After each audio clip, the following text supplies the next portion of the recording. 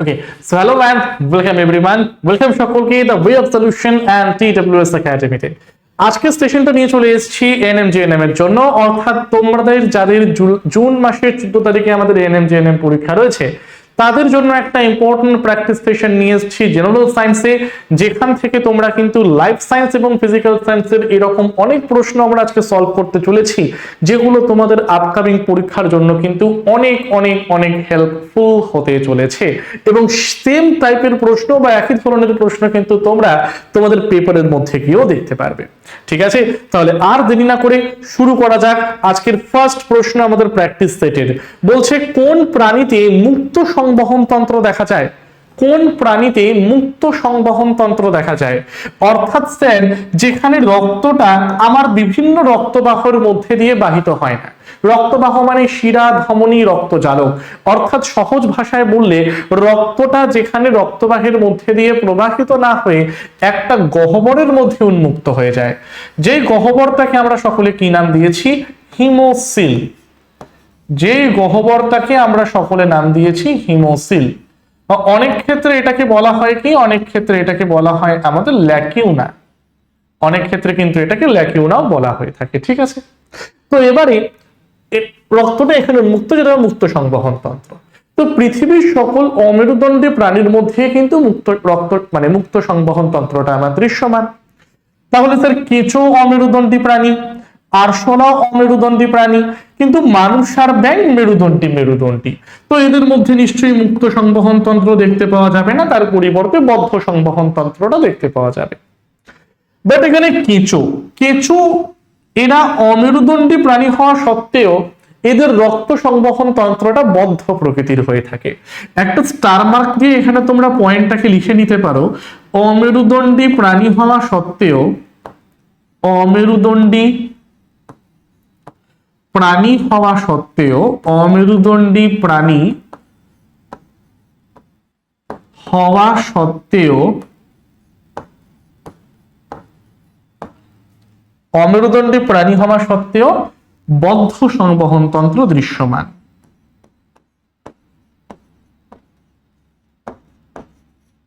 বদ্ধ সংবহন তন্ত্র দৃশ্যমান। ঠিক আছে, তো তাহলে কেঁচো হবে না, তাহলে একমাত্র অমেরুদণ্ডী প্রাণী পড়ে কে রইল স্যার? আরশোলা। That means option number C হবে আমাদের কারেক্ট অ্যান্সার। ঠিক আছে, কোশ্চেন নাম্বার 2, কোষ চক্রের কোন দশায় ডিএনএ সংশ্লেষ ঘটে? বাহ, খুব ভালো একটি প্রশ্ন দেওয়া হয়েছে। কোষ চক্রের কোন দশায় ডিএনএ সংশ্লেষ ঘটে? G1 দশা, S দশা, G2 দশা, M দশা। বলো কি হতে পারে সঠিক উত্তরটা? তাহলে G1 দশা, বা যেটাকে আমরা গ্রোথ ফেজ 1 বলে চলি। G2 মানে হচ্ছে গ্রোথ ফেজ 2, অর্থাৎ সহজ ভাষায় বললে যেখানে কোষটা বিভাজনের পূর্বে ফাইনাল প্রিপারেশন নেয়। এম দশা বা মাইটোটিক ফেজ মানে হচ্ছে কি যে দশায় কোষটা বিভাজিত হয়। তাহলে সঠিক উত্তরটা কি হবে? অপশন নাম্বার বি, এস দশা। অর্থাৎ ডিএনএ সংশ্লেষ বা ডিএনএ সিনথেসিস ঘটে কিন্তু আমার এই পার্টিকুলার দশাটার মধ্যে। তাহলে অপশন নাম্বার বি হচ্ছে গিয়ে রাইট অ্যান্সার। কোশ্চেন নাম্বার 3, শব্দের প্রাবল্য কিসের উপর নির্ভর করে? ফিজিক্যাল সায়েন্সের একটা মোস্ট ইম্পর্টেন্ট জায়গা সাউন্ড। সেই সাউন্ড থেকে কিন্তু এই প্রশ্নটা দিয়েছে যে শব্দের প্রাবল্য কিসের উপর নির্ভর করে? শব্দের প্রাবল্য কিসের উপর নির্ভর করে? তাহলে বলে ফেলো সকলে।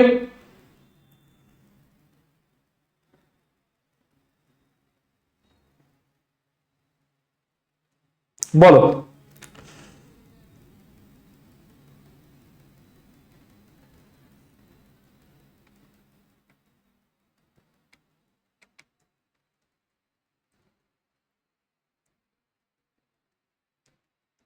ওকে, সো দেখিনি আমরা স্যার কম্পাঙ্ক। কম্পাঙ্ক মানে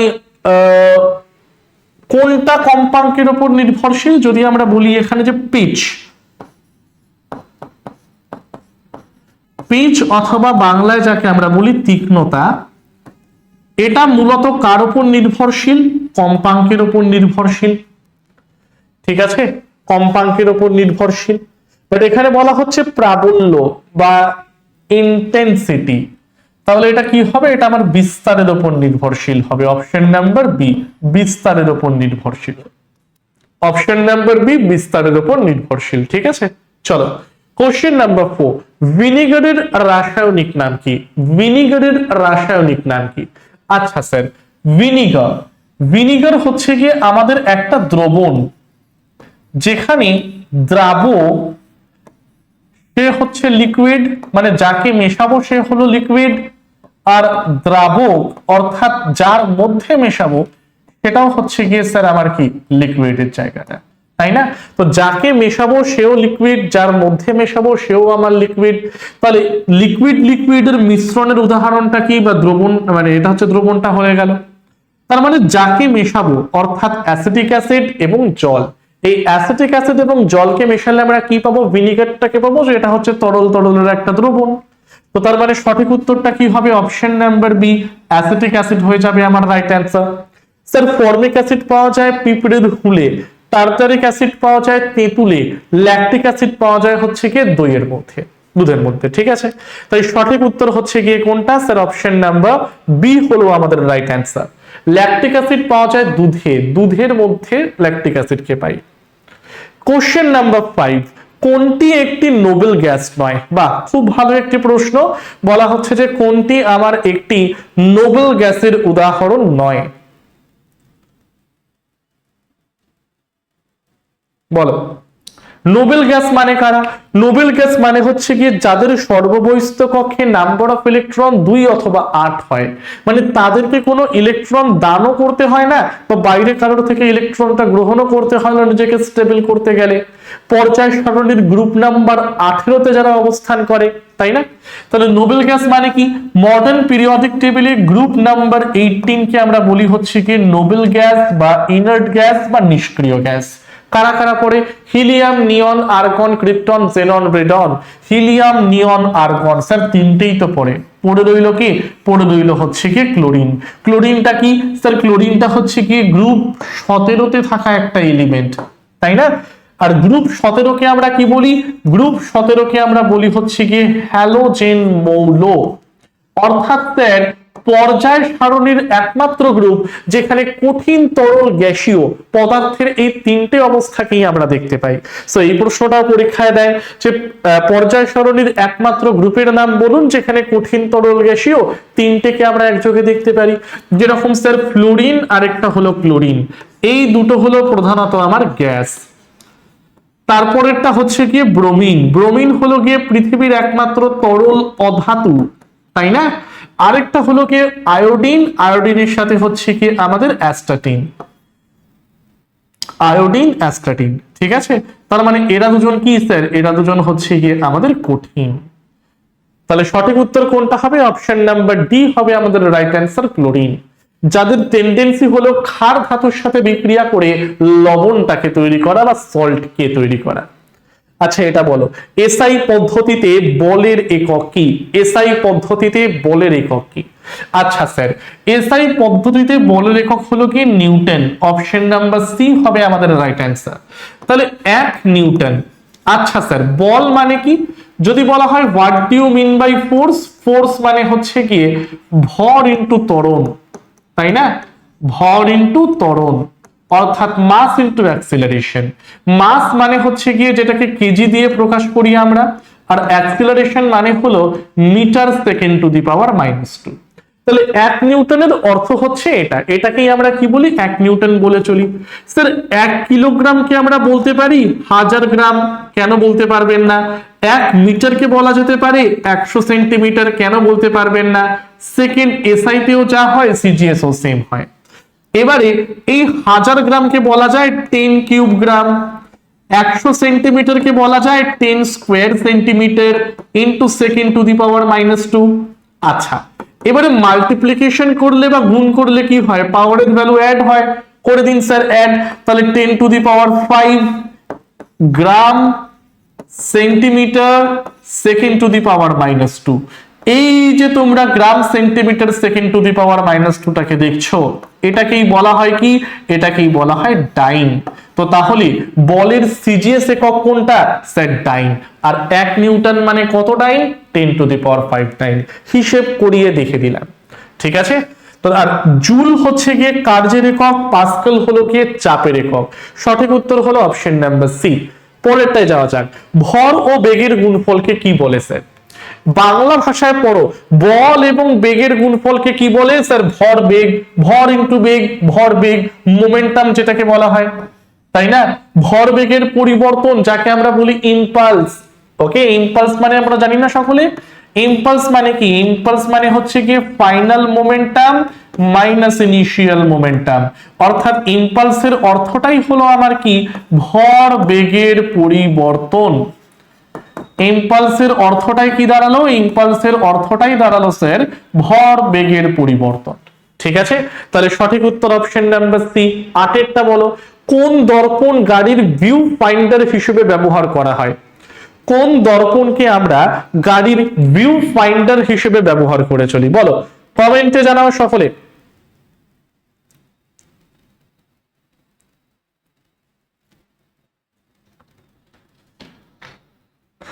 বলো, তাহলে ভিউ ফাইন্ডার হিসেবে ইউজ করা হয় কাকে? ইউজ করা হয় আমাদের উত্তল দর্পণটাকে। Option number C. চলো, বৈদ্যুতিক বাল্বের ফিলামেন্ট কি দিয়ে তৈরি করা হয়? খুব ইজি একটা প্রশ্ন। বৈদ্যুতিক বাল্বের ফিলামেন্ট আমার কি দিয়ে তৈরি করা হয়? সচরাচর আমরা জানি যে কোনো বৈদ্যুতিক বাল্বের ভিতরে মূলত আর্গন গ্যাসটাকে আমরা দেখতে পাই, এবং যেটা তার ভেতরে যে মেটালটা থাকে তার সাথে সহজে রিয়াক্ট করে না। অনেক ক্ষেত্রে আর্গনের সাথে সাথে বা আর্গনের পরিবর্তেও আরেকটা গ্যাসকে ইউজ করা হয় যাকে আমরা নাইট্রোজেন বলে চলি। তো বলে ফেলো, বৈদ্যুতিক বাল্বের ফিলামেন্ট আবার কি দিয়ে তৈরি করা হয়? সঠিক উত্তর হলো কি sir option number C, tungsten হয়ে যাবে আমার right answer. Question number 10, pH স্কেলে প্রশম দ্রবণের মানটা কত? পিএইচ স্কেলে প্রশম দ্রবণের মানটা কত? কমেন্টের মধ্যে সকলে অ্যান্সার দেবে তোমরা। পিএইচ স্কেলে প্রশম দ্রবণের মানটা কত? 0, 7, 14 নাকি 11? 0, 7, 14 নাকি 11? তাহলে স্যার পিএইচ স্কেলে প্রশম দ্রবণের মান বলেছে, অপশন নাম্বার বি হবে আমার কারেক্ট অ্যান্সার। কারণ মাথায় রাখবে 0 থেকে 6.9 এটা বোঝায় আমাদের অ্যাসিডিক বা আম্লীয় দ্রবণকে। 7 নম্বরটা বোঝায় প্রশম অথবা নিউট্রালকে। 7.1 থেকে 14 পর্যন্ত আমাকে বোঝায় বেসিক বা ক্ষারীয়কে, তাই না? বেসিক বা ক্ষারীয়কে। বাট স্যার এখানে বলেছে প্রশম মান, তাহলে অপশন নাম্বার সি হবে আমাদের রাইট অ্যান্সার। 11টা বলো, তেজস্ক্রিয়তার একক কি? তেজস্ক্রিয়তার একক কি? কিউরি, বেকারেল, উভয়ই নাকি নিম্নোক্ত কোনটি নয়? তেজস্ক্রিয়তার একক কি? তেজস্ক্রিয়তার একক কি? What is the unit of the radio activity? দেখবে এখানে সব থেকে মেইন পয়েন্টটা জানবে, রেডিও অ্যাক্টিভিটি যিনি আবিষ্কার করেছেন আর যিনি সব থেকে বেশি সফল হয়েছিলেন প্রথম দিকে, তাদের দুজনের নামেই কিন্তু ইউনিটটা আমার এখানে এক্সিস্ট করে।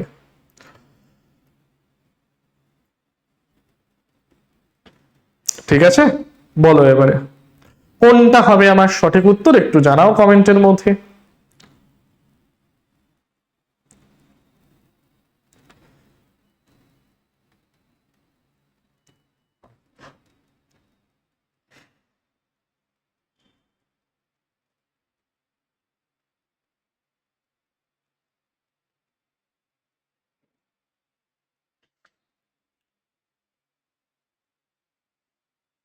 বলো, তাহলে সঠিক উত্তর কোনটা? উভয়ই হবে আমার এখানে রাইট অ্যান্সার। কারণ তেজস্ক্রিয়তার একক বা ফাদার অফ রেডিও অ্যাক্টিভিটি কাকে বলা হয়? হেনরি বেকারেলকে। আর মাদাম কুরি, পিয়ের কুরিও পরবর্তীকালে একটা মুখ্য ভূমিকা নেবেন রেডিও অ্যাক্টিভিটি গুলো আবিষ্কার করতে। তার মানে সঠিক উত্তর উভয়ই হবে আমার রাইট অ্যান্সার, অর্থাৎ অপশন নাম্বার সি। চলো 11টা, হট ডাইলিউট স্যুপ কথাটি কে প্রবর্তন করেন? বা এভলিউশন সম্বন্ধে বা অভিব্যক্তি সম্বন্ধে বা যখনই আমরা পড়ি সেখানে এই কথাটা কিন্তু বারবার পাই যে হট ডাইলিউট স্যুপ, এটাকে নামকরণ করেন কে? বা who discovered the term hot dilute soup, যেটা কিন্তু অভিব্যক্তির জন্য আমার খুবই খুবই খুবই একটা ইম্পর্টেন্ট পয়েন্ট। ঠিক আছে, তাহলে সঠিক উত্তরটা দেখে নেবো আমরা কি? Option number B, Haldane. Sir hot dilute স্যুপটা কি? অর্থাৎ তৎকালীন পৃথিবীর বিভিন্ন জৈব যৌগের মিশ্রণ। ওকে, তো সেটা কি হট ডাইলিউট স্যুপ বলে চলি আমরা। উদ্ভিদের মূলের চলন অভিকর্ষের অনুকূলে হলে তখন তাকে কি বলা হয়? উদ্ভিদের মূলের চলন অভিকর্ষের অনুকূলে হলে তখন তাকে কি বলা হয়? স্যার অভিকর্ষের অনুকূলে মানে হচ্ছে কি মাটির তলায় প্রবেশ করা, যেটাকেই আমরা অভিকর্ষের অনুকূলে বলে চলছি, তাই না? আমরা সকলেই জানি যে কাণ্ড অভিকর্ষের বিপরীত দিক বরাবর বৃদ্ধি প্রাপ্ত হয়, অর্থাৎ পজিটিভলি ফটোট্রপিক, কারণ সূর্যালোকের দিকে এগোচ্ছে, তাই সূর্যালোকের দিকে এগোনো মানে ফটোট্রপিক, আর এগোচ্ছে মানে পজিটিভলি ফটোট্রপিক। আর মূল যেটা হয় সেটা মাটির মধ্যে প্রবেশ করে, তার মানে নেগেটিভলি জিওট্রপিক। আর মাটির তলায় থাকা জলের মধ্যেও মূল প্রবেশ করে, তার মানে পজিটিভলি হাইড্রোট্রপিক, যেটাকে আমরা বলি। মূলের ক্ষেত্রে হাইড্রো আর জিও এই দুটো পজিটিভ, বাট ফটোটা হচ্ছে নেগেটিভ। কাণ্ডের ক্ষেত্রে ফটোট্রপিকটা পজিটিভ হলেও জিওট্রপিক এন্ড হাইড্রোট্রপিক এই দুটো কিন্তু আমার নেগেটিভ হয়ে থাকে ফর দ্য স্টেম বা কাণ্ড। বাট এখানে বলেছে উদ্ভিদের মূলের চলন অভিকর্ষের অনুকূলে, অভিকর্ষের দিকে যেই যাবে তাকেই আমরা বলবো হচ্ছে কি geotropic. Option number B. Question number 14 তে আসছি। কোন হরমোন রক্তে গ্লুকোজের মাত্রা বৃদ্ধি করে? কোন হরমোন রক্তে গ্লুকোজের মাত্রা বৃদ্ধি করে? ইনসুলিন, গ্লুকাগন, রিল্যাক্সিন নাকি অক্সিটোসিন? কোন হরমোন রক্তে গ্লুকোজের মাত্রাটাকে বাড়ায়? স্যার রক্ত গ্লুকোজের মাত্রাটাকে কমানোর জন্য যে হরমোনটা সাহায্য করে সে হলো কি ইনসুলিন। ইনসুলিনটা কমিয়ে দেয়, গ্লুকাগনটা আবার কি করে রক্ত শর্করার মাত্রাটাকে বাড়িয়ে দেয়। রিল্যাক্সিন, অক্সিটোসিন এগুলো হচ্ছে কি at the time of child birth শুধুমাত্র উইমেনদের মধ্যেই পাওয়া যায়, যারা জরায়ুর সংকোচন প্রসারণ এগুলো করতে আমাদের সহায়তা করে। বাট এখানে সঠিক উত্তর বৃদ্ধি করতে হেল্প করে কি sir glucagon, option number B. আর ইনসুলিনটা হচ্ছে কি কমিয়ে দেয়, তাই না? প্রাকৃতিক নির্বাচন মতবাদের প্রবক্তাকে? প্রাকৃতিক নির্বাচন মতবাদের প্রবক্তাকে? ল্যামার্ক, ডারউইন, দা ভ্রিস, মেন্ডেল। ল্যামার্ক, ডারউইন, দা ভ্রিস, মেন্ডেল। ন্যাচারাল সিলেকশন বা প্রাকৃতিক নির্বাচন এই মতবাদের প্রবক্তাকে? বলে ফেলো। প্রাকৃতিক নির্বাচন বা ন্যাচারাল সিলেকশন এই মতবাদের প্রবক্তাটাকে? তার মানে সঠিক উত্তর এখানে হবে আমাদের অপশন নাম্বার বি, ডারউইন। ঠিক আছে। আচ্ছা, পরবর্তী প্রশ্নে যাওয়ার আগে প্রত্যেকের জন্য একটা মোস্ট ইম্পর্টেন্ট অ্যানাউন্সমেন্ট আমি করে দেই। তোমাদের মধ্যে এরকম অনেক স্টুডেন্ট আছো যাদের একদম বেসিক ক্লিয়ার নয়, বা থিওরি কি পড়তে হবে, কোন সরকারি চাকরির জন্য কতটা থিওরি পড়তে হবে তার কোনো বেসিক আইডিয়াটা নেই। তাদের জন্য আমরা TWS এর তরফ থেকে নিয়ে এলাম ফাউন্ডেশন 7.0 কম্বাইন্ড ব্যাচ, যেখানে আমরা রাজ্য সরকারের বিশেষ করে পুলিশ, রাজ্য পিএসসি, কেন্দ্রীয় সরকারের এসএসসি এবং রেলওয়ের প্রিপারেশন তোমাদেরকে করিয়ে থাকবো একটা ব্যাচের মধ্যে। তার মানে স্যার আমি তো রেলের পরীক্ষাও দিই, পুলিশের পরীক্ষাও দিই, তার জন্য কি আলাদা আলাদা করে আমার কোনো ব্যাচ কেনার দরকার? না, কেনার দরকার নেই। জাস্ট একটা মাত্র ব্যাচ দিয়েই তুমি SSC, WBP, KP, PSC, rail সবকটা চাকরির পরীক্ষাতেই কিন্তু বসতে পারছো। ঠিক আছে, তাই আলাদা আলাদা করে ব্যাচ খোঁজার দরকার নেই। একদম বেসিক থেকে অ্যাডভান্স লেভেল পর্যন্ত কিন্তু থিওরি করানো হবে আমাদের এই পার্টিকুলার ব্যাচটার মধ্যে। সমস্ত টপিক ভিত্তিক ক্লাস, প্রত্যেকটা সাবজেক্টের টপিক ভিত্তিক ক্লাসেস তোমরা সেখানে পেয়ে যাবে। প্রত্যেকটা ক্লাসের থিওরি তার সাথে রিলেটেড এমসিকিউ পেয়ে যাচ্ছ, অর্থাৎ যে এমসিকিউ বা টপিক গুলো থেকে বিগত বছরে এসএসসি, রেল, পিএসসি তে কি কি প্রশ্ন এসছে সেগুলোকে নিয়ে আলোচনা করা, এবং ভবিষ্যতে কোন ধরনের প্রশ্ন আসতে পারে সেটাকে নিয়েও কিন্তু আলোচনা করব আমরা আমাদের সেশনের মধ্যে। সম্পূর্ণ লাইভ একটি ব্যাচ, আর সোম থেকে শনি রোজ কিন্তু ক্লাসেস তোমরা পেয়ে যাচ্ছ। সম্পূর্ণ ব্যাচটাকে কমপ্লিট করানো হবে 6 মাসের মধ্যে, আর ব্যাচের ভ্যালিডিটি পেয়ে যাচ্ছ তোমরা 1.5 বছর। অর্থাৎ 6 মাসের মধ্যে তোমাদের ক্লাসেস কমপ্লিট হয়ে গেলেও তোমরা তোমাদের স্টাডি ম্যাটেরিয়াল, লাইভ ভিডিওর রেকর্ডেড ভার্সন, মক টেস্ট এগুলোকে কিন্তু 18 মাস ধরে বা 1.5 বছর ধরে অ্যাভেল করতে পারবে। ঠিক আছে, তো যারা যারা পারচেজ করতে চাইছো তারা এখনই ইনস্টল করে নাও TWS একাডেমি অ্যাপটা, এবং সেখানে গিয়ে দেখবে ব্যাচটা অলরেডি লাইভ আছে, পারচেজ করে নাও, দেরি করো না আর। কারণ এ বছরই কিন্তু আমাদের রাজ্য সরকারের তরফ থেকেও বা কেন্দ্রীয় সরকারের তরফ থেকেও অনেক অনেক অনেক ভ্যাকেন্সিজ কিন্তু বের হতে চলেছে। ঠিক আছে, চলো স্যার পরের প্রশ্নে আমরা যাচ্ছি। মানুষের দেহে অটোজোমের সংখ্যা কত? বাহ স্যার বাহ, কি সুন্দর প্রশ্ন দিয়েছেন। মানুষের দেহে অটোজোমের সংখ্যা কত? স্যার মানুষের দেহে ক্রোমোজোম আমার 2 ধরনের হয়, 46টা বা 23 জোড়া যেটাকে আমরা বলি, তাই না? আচ্ছা, এই 46টার মধ্যে 44টা বা 22 পেয়ার এদেরকে বলি আমরা অটোসোম, আর দুটো বা 1 পেয়ারকে আমরা বলি সেক্স ক্রোমোসোম। ছেলেদের ক্ষেত্রে সেক্স ক্রোমোসোম গুলো হচ্ছে এক্স অ্যান্ড ওয়াই, আর মেয়েদের ক্ষেত্রে সেক্স ক্রোমোসোমটা হচ্ছে গিয়ে এক্স অ্যান্ড এক্স। তো তাহলে বলেছে যে অটোসোমের সংখ্যাটা কত? স্যার অটোসোমের সংখ্যাটা হচ্ছে কি অপশন নাম্বার সি 44। যদি 23 পেয়ার দিত 22 পেয়ার তাহলে এটা করতাম। ঠিক আছে, চলো 17টা বলো। কোন ভিটামিন রক্ত তঞ্চনে সাহায্য করে? কোন ভিটামিন রক্ত তঞ্চনে সাহায্য করে? ফার্স্ট এভরিওয়ান প্রত্যেকে জানাবে যে কোন ভিটামিনসের রক্ত তঞ্চনে আমাদেরকে সাহায্য করে থাকে, তাই না? যেটাকে আমরা অ্যান্টি হেমারেজিক ভিটামিনও কিন্তু বলে চলি। অর্থাৎ যেই ভিটামিনের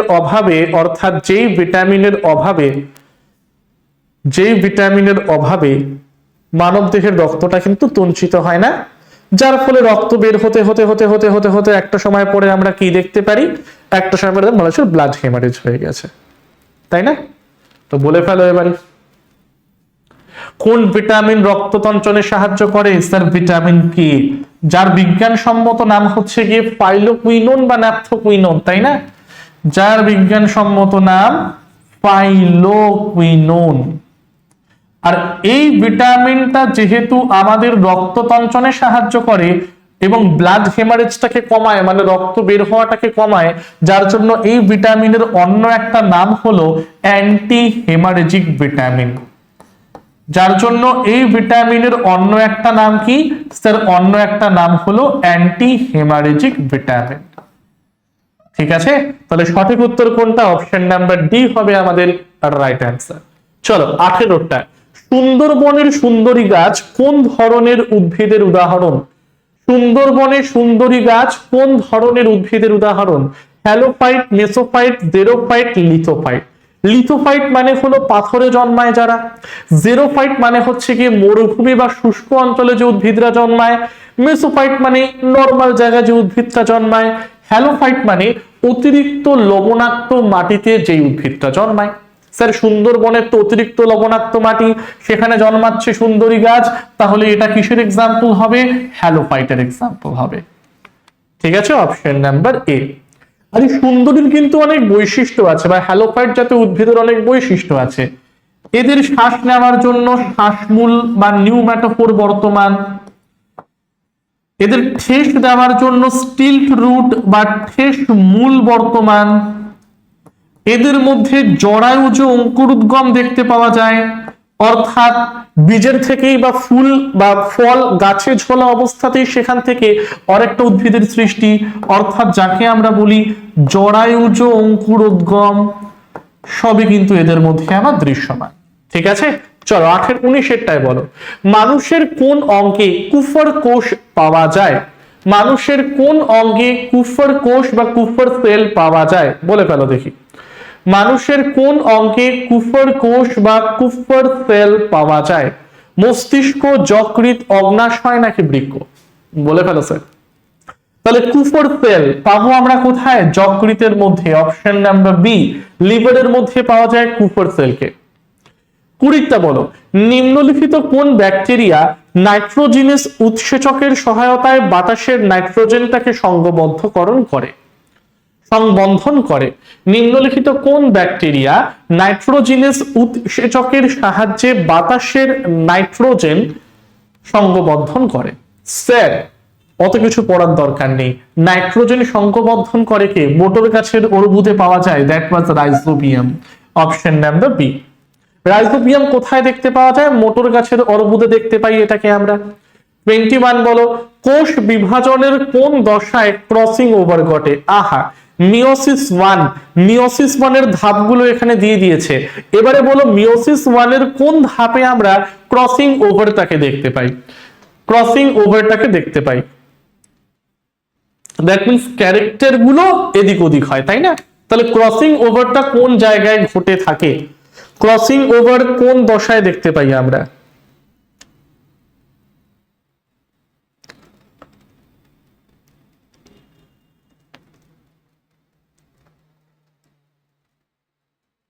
তাই না? তো তার মানে স্যার দেখতে পারবো হচ্ছে গিয়ে মিওসিস 1,